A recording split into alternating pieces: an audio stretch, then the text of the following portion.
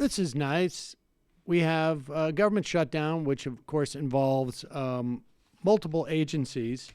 There's 800,000 workers who are either working without pay. Vast majority are just simply not working. And we are right on the brink of a breaking point. We are 30 days out, more or less, from SNAP funding ending. That means food security for over 37 million people at this point. We are potentially close, we just don't know at this point, on housing support via Section 8. Those farmers who are waiting for relief from Donald Trump's tariff policy, they will stop getting that relief, and also ability for loans or grants for housing. Coast Guard is going to be starting to completely shut down its things like licensing and boating safety checks, patrolling, to make sure that fishing laws are being enforced. DHS people are starting to shut down, obviously, all the museums and the National Zoo. The IRS workers, we're getting close towards tax time. The EPA is had some extra money to operate over the first week of the partial government shutdown. But after that, you're going to start to see a lot less enforcement, et cetera, et cetera. You're going to start to see training slowdowns at the FAA. You're going to see federal courts are going to start having problems operating past the second week of January. All this. But you know why we need to do this, right? If not, let's let Fox and Friends explain it to you.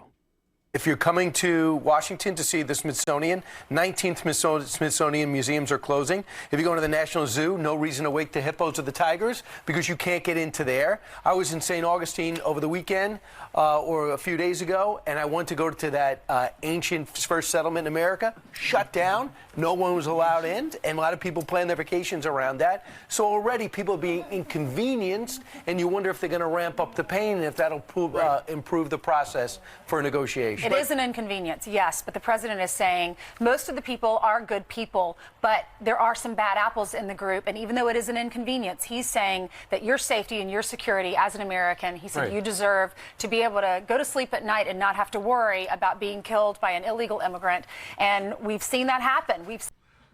I think you should be able to go to sleep at night and not be worried about being killed by anybody.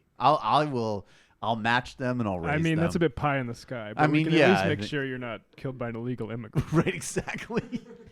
Your neighbor could just come and shoot you in the head, That's just part of the Second Amendment. Yeah, that's just living here, man. I think the odds of being killed or even harmed by an undocumented immigrant are significantly lower than your chances of being struck by lightning over the course of your life. You remember when you did that segment, or we did that segment a couple weeks ago about the guy who used to work at Breitbart, and he was saying, Kurt Bardell. Yeah, and he was saying apparently that, it's a little bit more emotionally taxing to be on the left because you're more empathetic, and I get that, but it's got to be somewhat emotionally taxing and not good for your body to be in a constant state of anxiety about fictitious things that will never happen to you. That fear impulse is basically what they eat.